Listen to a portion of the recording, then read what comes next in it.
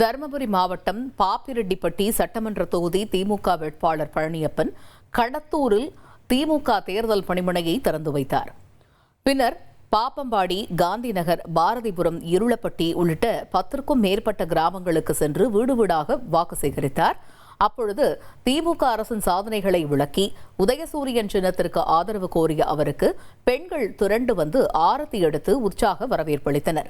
கிராமப்புற மக்களின் கோரிக்கைகளை உடனுக்குடன் நிறைவேற்றுவேன் என பழனியப்பன் உறுதியளித்துள்ளார். பல்வேறு திட்டங்களை செயல்படுத்தி வரும் முதல்வருக்கு நம்முடைய பாப்பிரெட்டிப்பட்டி சட்டமன்ற தொகுதியில் வேட்பாளராக உதயசூரியன் சின்னத்தில் நான் போட்டியிடுகிறேன்.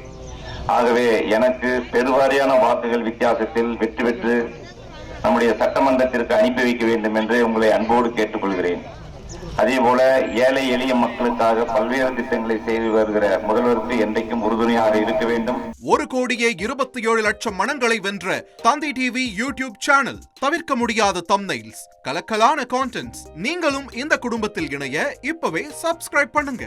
அசுரபலம் கொண்ட எங்கள் டிஜிட்டல் கரங்களில் உங்கள் விளம்பரங்களை சேர்க்க வாட்ஸ்அப் பண்ணுங்க. 8939888378.